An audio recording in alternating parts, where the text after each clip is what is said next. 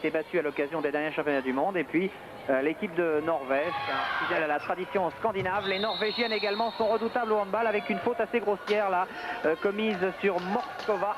Et c'est donc un coup franc accordé à Borzenkova. Borzenkova qui joue pivot flottant dans cette équipe de la série, c'est-à-dire qu'elle se promène tout au long de la défense des États-Unis. Il y a même deux pivots, le numéro 14 que vous venez de voir et un autre pivot qui se trouve côté droit.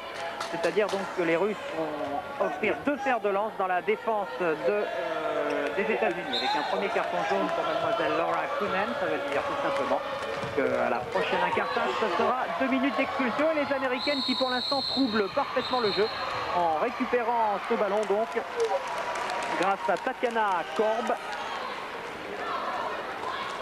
Là, elle a pris un joli cocard, mademoiselle Onoprienko. Ça doit être à l'entraînement puisque c'est la première rencontre officielle de la série. Et c'est pour vous montrer que le handball est évidemment hors de prix. Ça fait bien. Bien joué avec un premier but donc pour Tatiana Korb justement, qui a pris sa chance. Moi que ce soit Raïssa Veratko. Ça c'est un peu compliqué, mais c'est bien ce numéro 13 semble-t-il donc qui a surpris Raïssa Veratko, qui a ouvert le score donc pour l'équipe des États-Unis, un peu à la surprise générale. Certaine apathie côté rouge et il va falloir rapidement y remédier. Autrement, monsieur Taratikov, qui est l'entraîneur de cette formation de la CEI, risque d'intervenir. Ça c'était un peu trop téléphoné, mais il y avait faute auparavant. Et la balle va être rendue à la CEI.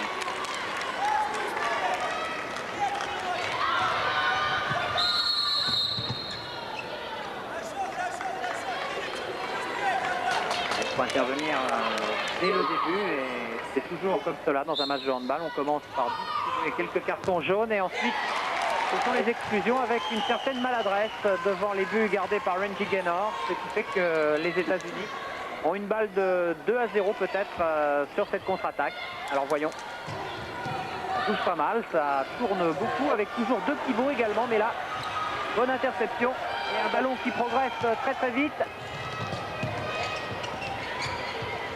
Et avec une faute là commise par Sharon Kane.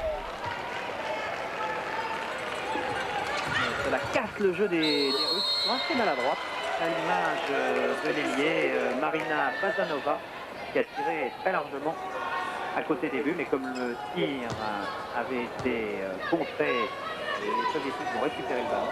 N'empêche, cette équipe de la série n'est pas visiblement encore rentrée dans le match. Non, il y a l'interception là, ça ne marche pas.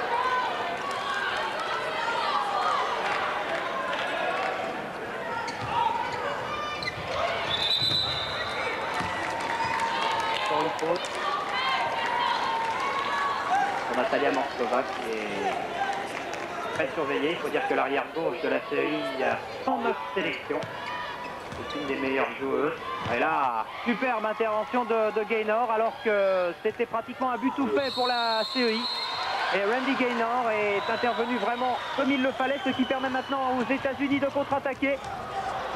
Et un bel imbroglio là dans la zone, c'est joué un peu vite de la part des États-Unis. Et là le contre-pied est parfait, contre-pied signé Tatiana Korb qui égalise donc pour la CEI. Un but partout, mais ce n'est pas facile du tout pour cette équipe de la CEI. On va pouvoir jouer bien différemment pour s'imposer. Là il n'y avait pas de problème. Qui rentre au temps. Et contre-pied parfait.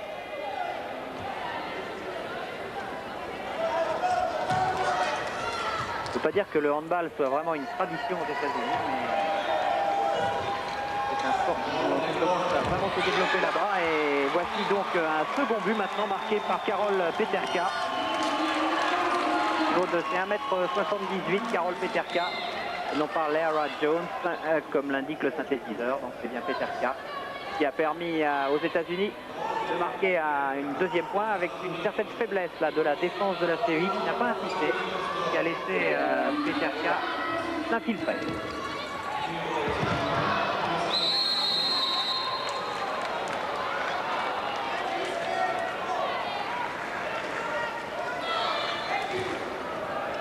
Toujours donc 2-1 pour la CEI avec un penalty qui va peut-être permettre aux Russes. Oh là là, belle intervention de Gaynor encore une fois sur ce penalty. Un penalty tiré un tout petit peu mollement tout de même par Natalia Morskova, qui décidément n'arrive pas à prendre ce match dans le bon sens. Et à la surprise générale, donc ce sont toujours les Américaines qui font le match en tête. Peut-être la CEI a été traumatisée par ce qui a failli arriver aux garçons hier face à l'équipe de France.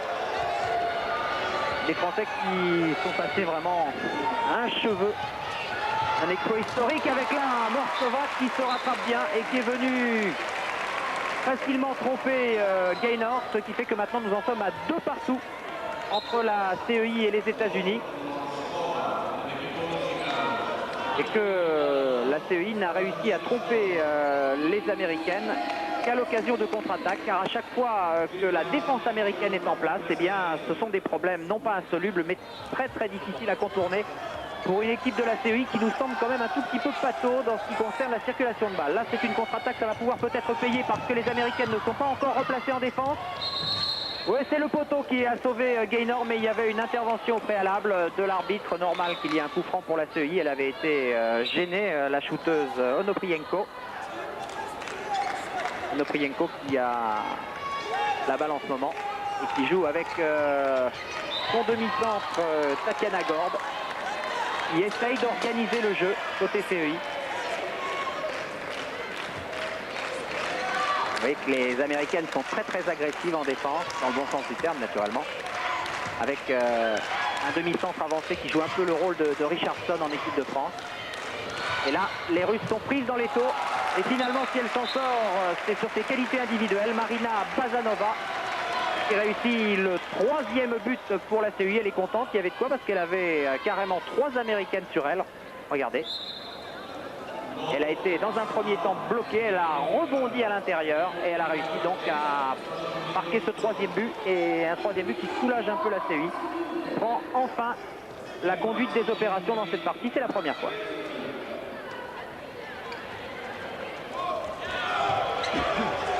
Bonne feinte.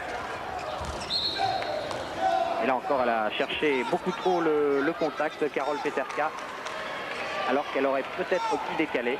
On joue beaucoup dans l'axe, on mobilise peut-être pas suffisamment les ailiers, c'est dommage parce que regardez là, tout en haut de votre écran, l'ailier américaine est complètement démarquée. Et elle n'est malheureusement pas sollicitée, encore un petit carton. On va s'approcher maintenant des expulsions. 2 minutes à chaque fois, je vous le rappelle.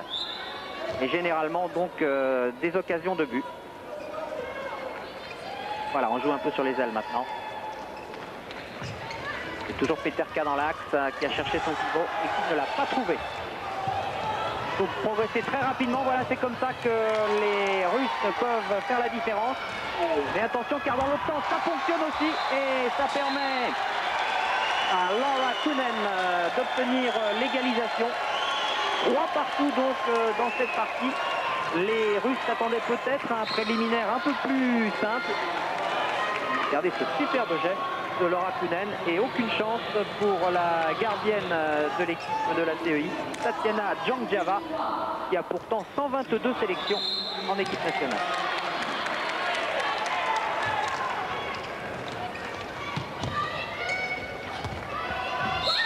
Elle a tenté la petite roucoulette là, mais elle va récupérer le ballon parce qu'elle avait été accrochée un tout petit peu par le maillot.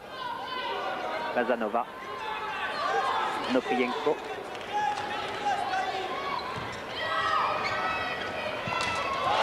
Il n'y a pas vraiment d'imagination, mais là on joue sur le physique, on joue avec le bras de de Natalia Morskova.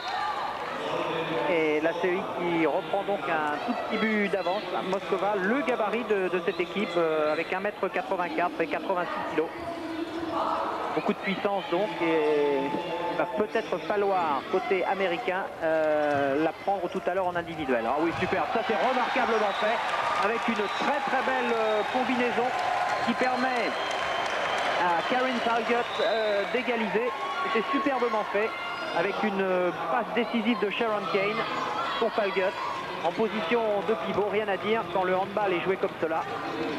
il est très très spectaculaire. Et à côté de cela, donc, on lui oppose donc la puissance de cette équipe de la CEI. Et c'est vrai que côté féminin, il n'y a pas de meneur de jeu de très grande classe, comme Dutchebaev par exemple chez les garçons. Regardez, c'est surtout en puissance. Et là, les arbitres espagnols ont tout simplement sifflé un passage en force qui va permettre aux États-Unis de repartir avec Peterka. Et encore un exploit sur l'aile. Encore un exploit sur l'aile de Karin Falgut. Euphorique ces Américaines, euphorique, on s'attendait à ce qu'elle soit mangée par l'équipe de la CEI. Et regardez, sans complexe, elle va chercher le deuxième poteau. Et Tchonchamba ne peut pas faire grand chose. Attention au pénalty là. Gentil arbitre, il aurait pu siffler pénalty car c'était le bras alors qu'elle allait armer son tir, le bras qui avait été retiré. Il a sifflé un coup franc et cela tout de même se termine par un but, celui de Tatiana Gorb pour la CEI. Et toujours donc match nul, très très serré la partie. Regardez comment Gorb se fraye un chemin dans la défense américaine. 5 buts par. Ah, il faut jouer avec la petite Falgut là, bien joué en redoublement. Falgut qui va se retrouver en position de pivot. Il y a donc deux pivots américaines pour l'instant qui essayent de gêner la défense de la CEI. Et la balle va revenir aux États-Unis. On n'a pas le droit de toucher le ballon avec le pied, vous le savez. Peterka.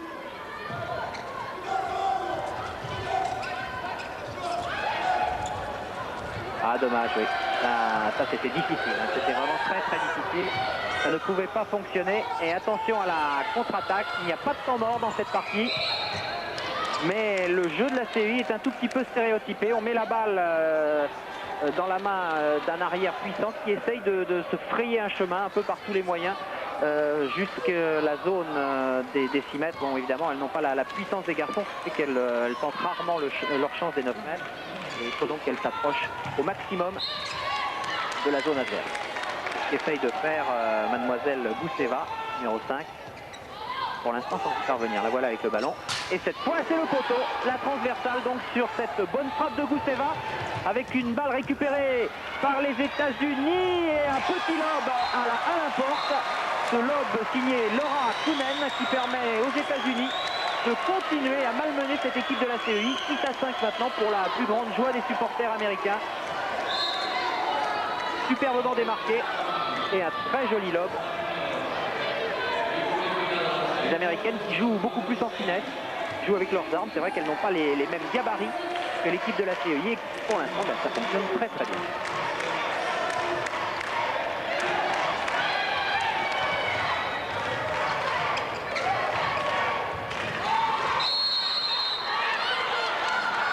Elle passe un après-midi difficile, Gousseva.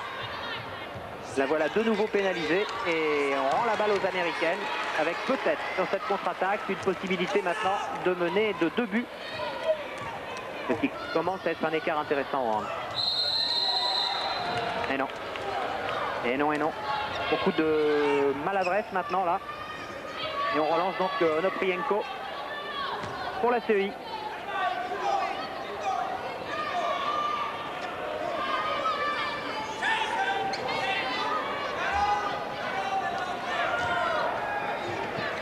Tatiana Gorb joue maintenant côté droit, c'est elle qui a le ballon et c'est elle qui trouve la lucarne.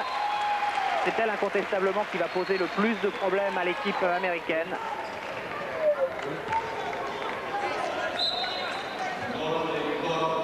Regardez ce superbe geste de Gorb. Très puissante.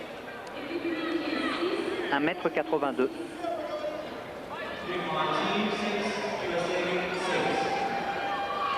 Et la CEI donc toujours au contact des Américaines.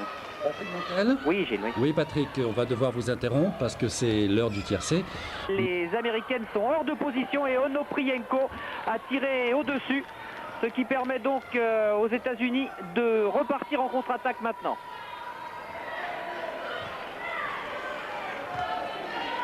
Laura Jones en position du ballon, en position de demi-centre, c'est Sharon Kane. La voici, Sharon Kane, voici Jones. Les Américaines qui ont eu beaucoup de mal en fin de première mi-temps. Et là, visiblement, encore une fois, ils n'ont pas trouvé avec leur coach dans le vestiaire une solution, alors que les Américains, les Soviétiques, pardon, ont changé de gardien. C'est maintenant Svetlana Bogdanova qui a pris dans les buts la place de Rosintseva. Oui, faute. Incontestable la faute de Sharon Kane. Onoprienko au coup franc avec Moskova qui a cherché le pivot. On va redonner la balle au blanc.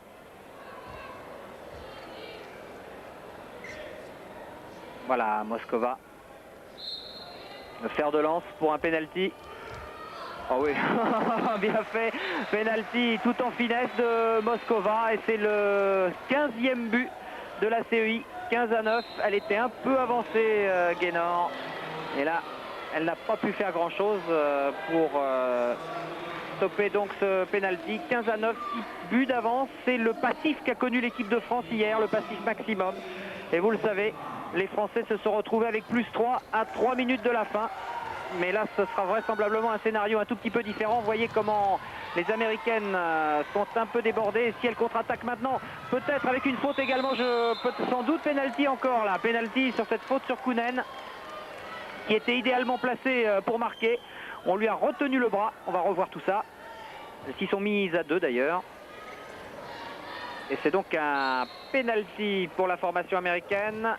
Et Jones qui voit sa balle contrée par Bogdanova. Ah, ça va pas très bien du côté des États-Unis. Je vous l'ai dit, c'est évident, ce n'est pas le basketball, hein, ce n'est pas la grande spécialité américaine, le handball, mais on y vient tout de même un peu parce que ce qu'ont réalisé les Américaines en première mi-temps, c'était très prometteur, avec encore une fixation pivot et un tir sur le poteau cette fois. Malheureusement, on va un tout petit peu trop vite dans la contre-attaque. Les Américaines veulent essayer le plus rapidement possible de faire leur retard. C'est sans doute une petite erreur parce qu'elle n'arrive pas à faire circuler suffisamment précisément le ballon. Et du coup, c'est une nouvelle fois la CEI qui se retrouve en position d'attaque. Stinger et Moskova, Onoprienko.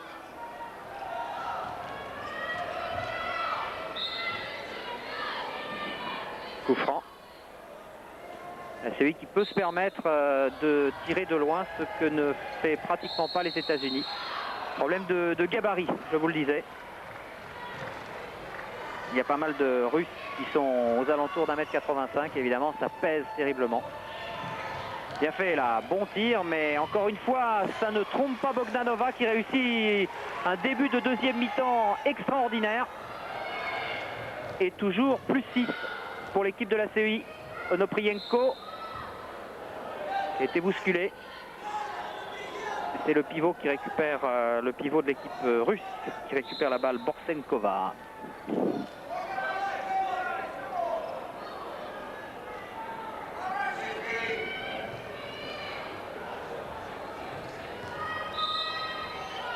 Encore une faute. Faute cette fois sur Bazanova. 15-9 donc, 25 minutes à jouer. Et cette fois, l'arbitre estime qu'il n'y avait rien, ce qui peut paraître discutable, mais ça donne en tout cas la balle aux Américaines. Bien fait cette fois, joliment joué. Et encore intervention douteuse de la défense de la CEI. Non, ça ne fonctionnera pas comme ça. Ni comme ça du reste. C'est un peu débridé, c'est un peu brouillon. Mais c'est aussi ça le handball, un sport de mouvement. Et Laura Jones qui a voulu frapper en force, mais Bogdanova d'une part s'attendait à la trajectoire du ballon, d'autre part la balle est passée quand même assez largement au-dessus de la barre transversale. Donc toujours +6 pour la CEI qui se contente pour l'instant de gérer son avantage. Et comme les Américaines sont un peu brouillonnes en ce moment, il n'y a pas de souci à se faire pour Moskova et ses camarades. Voilà, d'ailleurs elle va sortir Moskova. Remplacée par Gousseva, Elina Gousseva. Ah voilà. Bien joué avec le décalage, superbement fait, c'est dommage, c'est la transversale, mais c'était très très bien joué. Pourtant elles étaient à égalité en ce qui concerne l'effectif, et bien le décalage avait été quand même créé sur cette action avec un très joli lob, très joli lob signé Patricia Neder qui vient de rentrer pour les États-Unis et qui réduit le score 15-10. Regardez comme c'est bien fait. Bogdanova ne pouvait rien. Et pourtant l'angle est très fermé. Voilà qui va peut-être remettre dans le bon sens les États-Unis qui n'ont pas marqué depuis très longtemps, qui n'avaient pas marqué depuis très longtemps. Et encore une balle récupérée par Laura Jones. Neder conserve son poste d'ailier droit, superbement fait là. Bonne tentative de pénétration et faute donc exclusion même, sifflée contre la numéro 2 des Ryugina,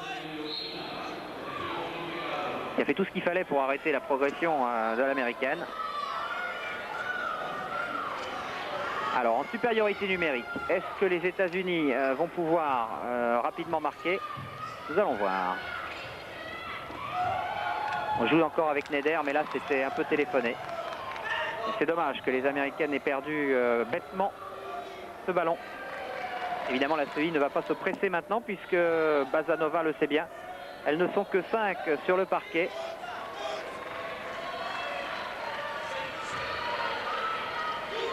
Entraîneur américain qui s'aperçoit bien là qu'il y a eu une bonne occasion de passer, monsieur Manès. Et 2 minutes encore. 2 minutes encore, mais cette fois côté américain, ça va remettre les deux équipes à égalité.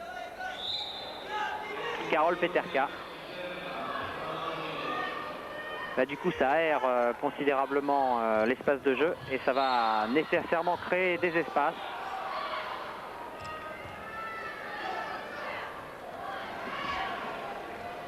C'est une bonne occasion pour Onoprienko là. Il va quand même s'enferrer dans l'axe central avec une tentative sur l'aile droite de Marina Bazanova. Mais ça n'a pas fonctionné. Et toujours donc plus 5, 15-10 pour la CEI face aux États-Unis. Dans un tournoi, je vous le disais, qui devrait permettre à la CEI d'une part, mais également à la Corée, également à la Norvège, voire à l'Allemagne, de se mettre en évidence.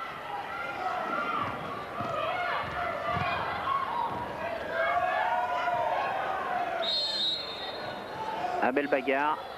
Donc l'arbitre intervienne. Bah non, pas du tout. Il laisse le jeu se dérouler. Et tout en puissance, le 16e but signé Morskova, qui en fait vraiment très mal à l'équipe américaine. Elle va tout droit. Hein. Et comme on ne peut pas l'arrêter, en général, ça fait mouche. 16-10, ça va être très dur maintenant. Très dur pour les Américaines. La solution, c'est bien sûr toujours écarter le jeu au maximum, jouer par les ailes. Là, la solution avec le pivot n'a pas du tout fonctionné. Et Morskova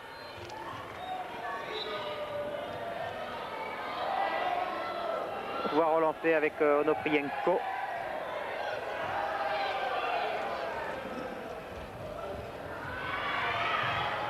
C'est bien essayé.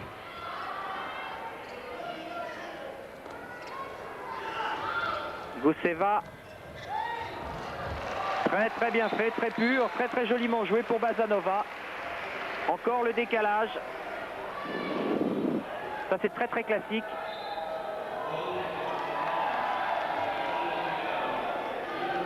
C'est très difficile pour le gardien parce que Bazanova est pratiquement à 1,50 m du gardien lorsqu'elle arme son tir.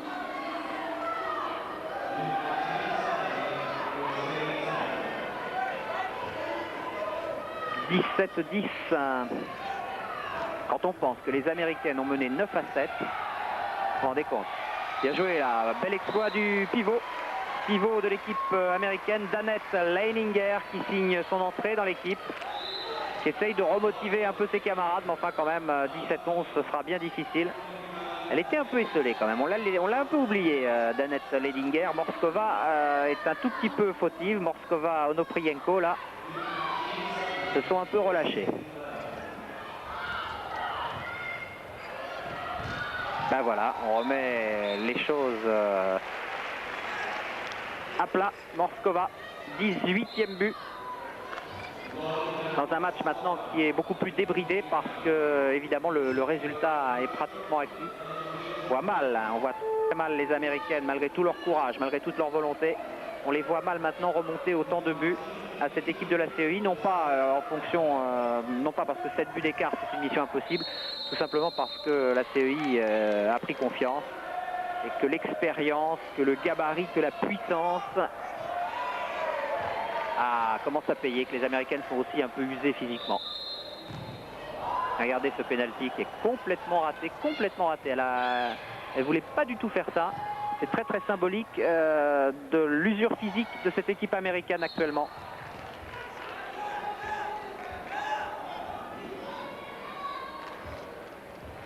Dans un palais des sports de Granollers qui ne s'est toujours pas remis de la défaite d'entrée de jeu de l'Espagne dans le tournoi olympique masculin.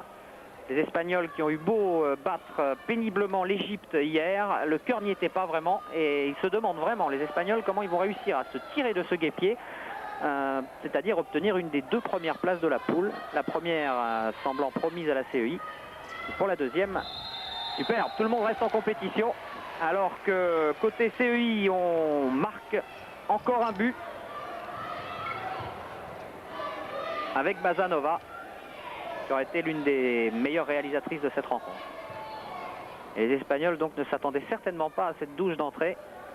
Il va falloir aller leur chercher, il va falloir qu'ils aillent chercher leur qualification face aux Allemands, face aux Roumains, et en espérant que les Français, eux, ne poursuivent pas sur le même rythme. Bien joué là. En ce qui concerne les aides, superbement fait de la part de l'équipe américaine, c'est dommage, c'est pas payé. La défense de la CEI était pratiquement hors de position.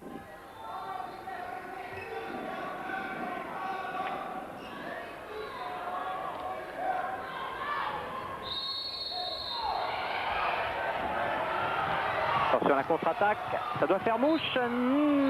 Peut-être penalty là sur faute sur Leininger qui partait tout seul au but. Non, il va donner seulement un 9 mètres, Monsieur Ramos.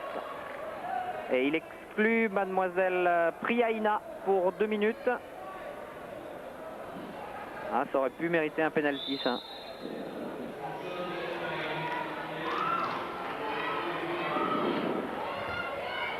Laura Jones.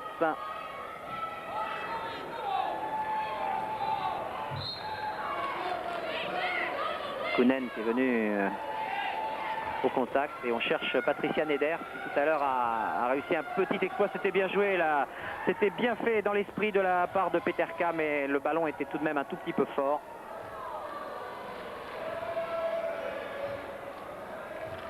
C'est vrai qu'il faut forcément oser, forcément tenter des choses difficiles pour déstabiliser une telle défense. Les Américaines qui sont obligées de prendre beaucoup de risques. Et c'est sans doute ce qui explique aussi la grosse différence au tableau, parce que bien sûr la CEI, elle, a un potentiel qui lui permet d'assurer 18-11, alors un peu moins de 15 minutes à jouer, et 7 points, 7 buts d'avance pour l'équipe de la CEI, qui aura quand même eu quelques frayeurs en première mi-temps, faut pas l'oublier. Allez, on repart côté américain. Neder va chercher son pivot, non, elle remet au centre sur Kounen. Et l'arbitre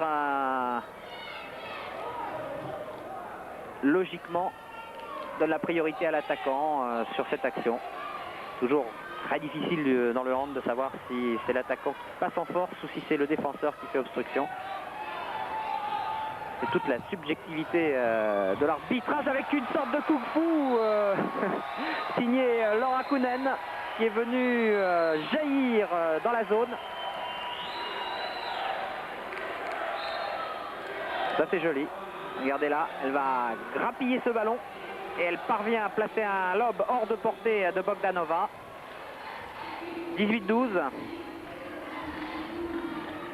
Ah, il faut y croire, c'est encore possible, bien sûr. C'est encore possible, 6 buts d'écart à 13 ou 12 minutes de la fin.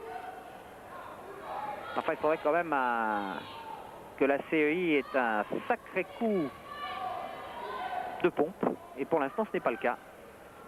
D'autant que l'entraîneur rouge fait tourner l'effectif. Oh, ça c'est superbement fait. Tout en puissance, Tatiana Korb qui avait été mise un peu en réserve car c'est la vedette de l'équipe. Tatiana Korb a été donc remise sur le parquet car on imaginait que les Américaines pouvaient revenir. Et là, regardez comment elle s'enfonce dans la défense. Ah, c'est sûr qu'avec Morskova et Korb, les Russes ont deux bras extraordinaires. Et là, belle réaction américaine. On l'avait vu en première mi-temps. Mademoiselle Palgut, elle avait réussi 2 buts, Karine Palgut. Et puis, on ne l'avait pas beaucoup vu depuis le début de la seconde mi-temps. C'est cette fois en position pratiquement de pivot dans l'axe qu'elle vient marquer le 13e but de la formation américaine.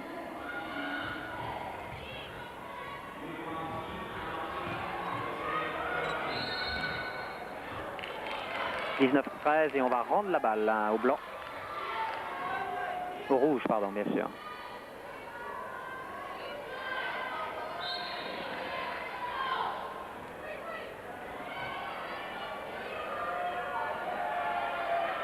Morskova qui prend de l'élan. Se fait un peu oublier sur l'aile gauche. C'est Onoprienko qui a feinté le tir et cherché son pivot. Natalia Deryugina. Mais Laura Jones veillait.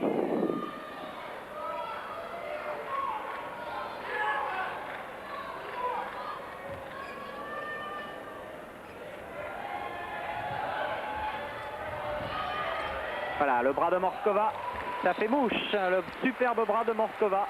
Morskova, Korb, je vous le disais, les deux atouts principaux de la formation CEiste qui en est à 20 au décompte début.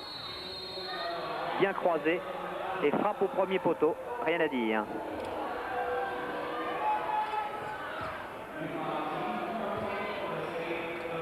Plus 7 maintenant.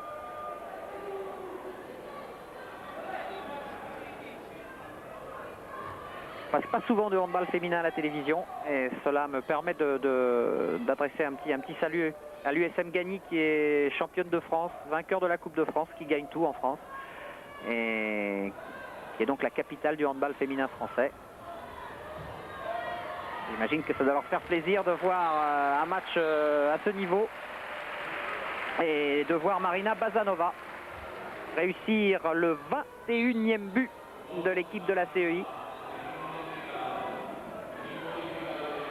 Cette fois tout en finesse. Le lob qui est vraiment aussi une des armes maîtresses du hand parce que le gardien est souvent obligé de s'avancer pour fermer l'angle. Et alors là, un joli lob.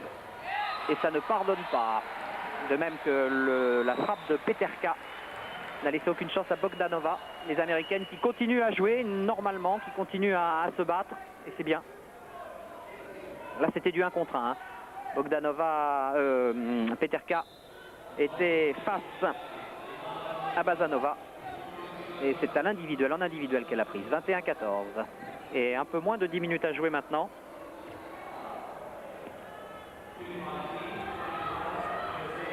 Encore un bon travail de Korb qui a voulu décaler Deryugina son pivot.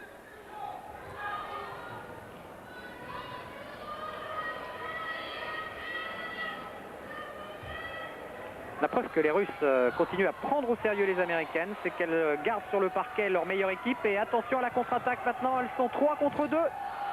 Quel dommage, Patricia Neder était complètement démarquée côté droit.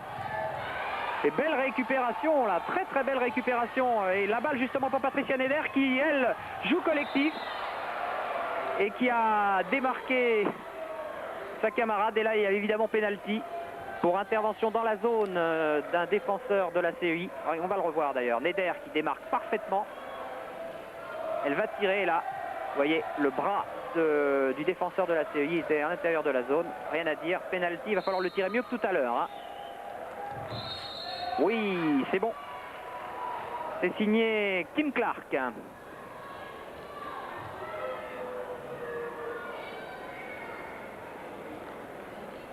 C'était à peu près la seule solution dont disposait l'équipe des États-Unis pour contrarier le jeu de la CEI, c'est-à-dire axer tout sur des contre-attaques très très vives.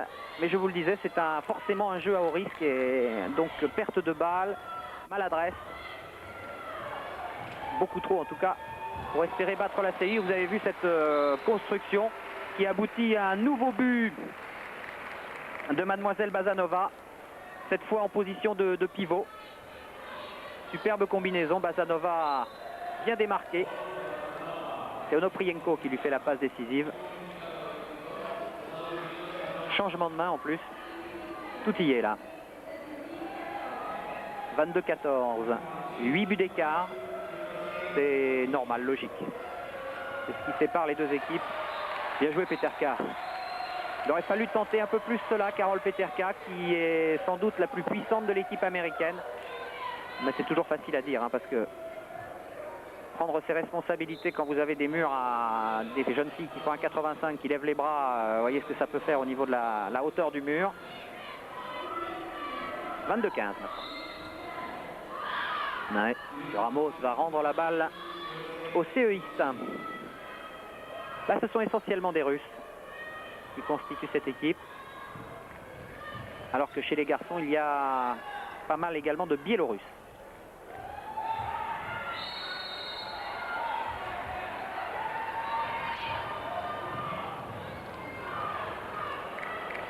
Encore une possibilité pour les États-Unis avec Danette Leininger qui a été alertée là.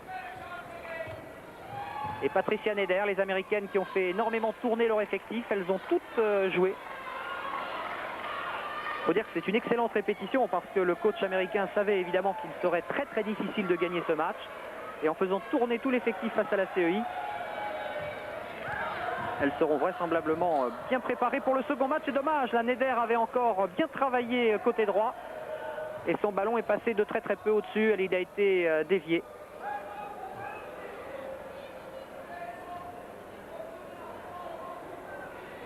Alors, Onoprienko est là. Elle aura été pratiquement présente pendant toute la partie, le demi-centre de la formation de la CEI. C'est elle du reste qui distribue tout le jeu, ça c'est superbe. Superbement joué et belle intervention de Mademoiselle Gaynor face à Deryukina, le pivot russe.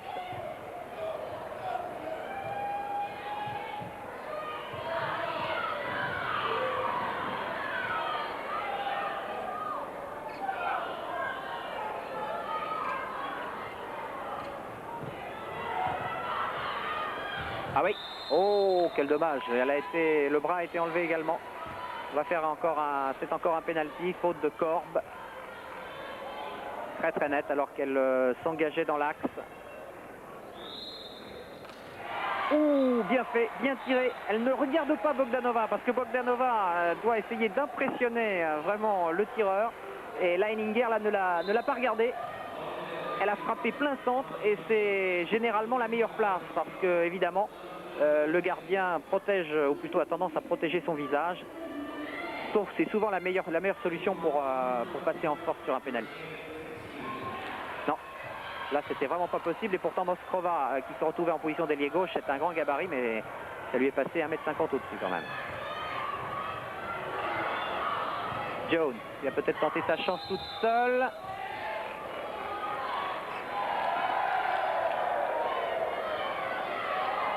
Elles se battent jusqu'au bout les Américaines. Elle qui n'était pas classée à l'occasion des derniers championnats du monde. Elle n'était pas d'ailleurs.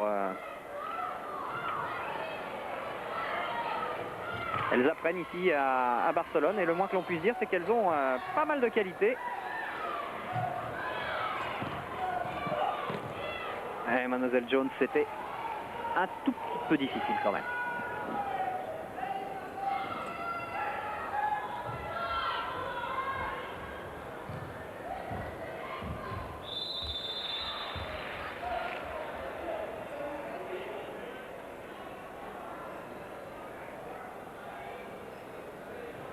Encore une intervention de l'arbitre pour un nouveau penalty.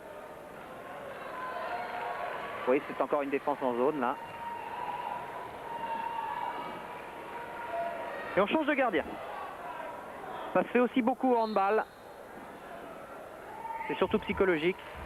Mais là, ça ne changera pas grand-chose. Moskrova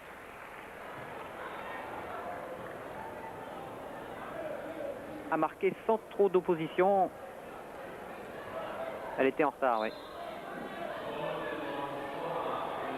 23-16, on s'achemine tranquillement vers la fin de cette partie donc, qui ne verra pas de surprise réelle. Il y aura tout à l'heure un match également intéressant entre la Corée et la Norvège. Bonne intervention d'Onoprienko qui aurait pu y aller toute seule, qui a attendu qu'ils viennent du renfort côté gauche. Et finalement, l'arbitre a estimé que Gousseva avait marché. Ils perdent beaucoup de ballons quand même les Américaines.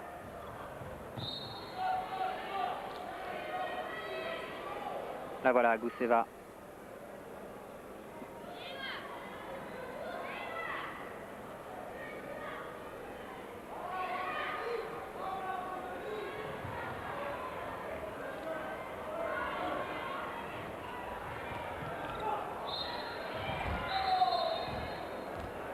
Oui, le but ne sera pas accordé à mademoiselle Onoprienko. L'arbitre avait sifflé auparavant.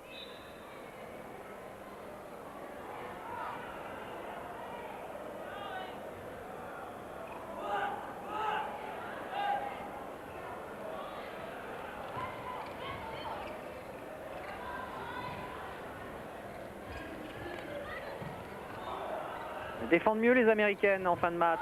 C'est surprenant, elles défendent beaucoup mieux et elles gênent considérablement l'équipe de la CEI.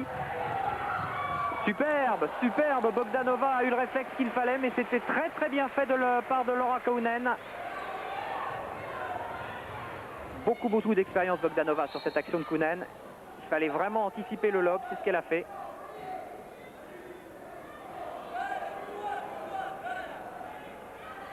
Et ce sont toutes ces occasions manquées qui évidemment s'accumulent et qui creusent l'écart en fin de match.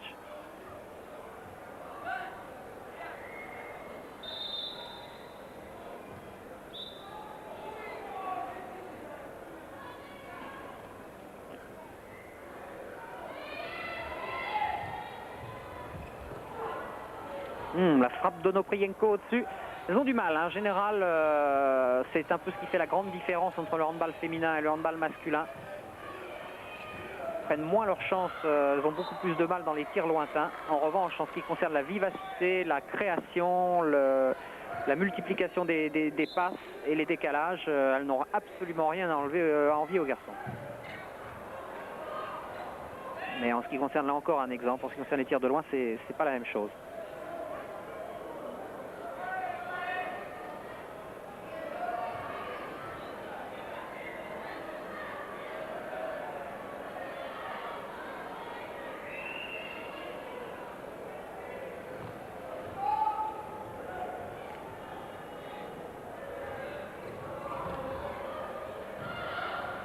Ah oui, c'est de plus en plus difficile de passer dans l'axe. Et ça, les rouges devraient le comprendre et écarter un tout petit peu plus le jeu. C'est un peu long cette passe-là. C'est un peu long, c'est dommage. Mais vous le voyez, les Russes sont toutes contentes de conserver leur avantage. Les Américaines se sont battues jusqu'au bout. Et finalement, donc, elles s'inclinent tout à fait logiquement. Mais après une belle partie, ce qui fait évidemment plaisir à la colonie de supporters américaine, 23-16. Je pense que les Américaines doivent être satisfaites de ce résultat. Quant à la CEI, eh bien, c'est une bonne entrée dans le tournoi olympique. Il faudra maintenant, bien sûr, les voir à l'œuvre contre des formations au palmarès un peu plus important. Mais cette équipe de CEI devrait pouvoir jouer le podium et pourquoi pas la finale. Avec de l'autre côté soit l'équipe de Corée, soit l'équipe de Norvège. Voilà donc, c'était une entrée en matière sur ce tournoi de handball féminin. Je vous rappelle quand même que demain, toujours dans ce palais des sports de Granoliers, à 16 h, il y aura un certain France-Allemagne à ne pas rater. Merci Patrick.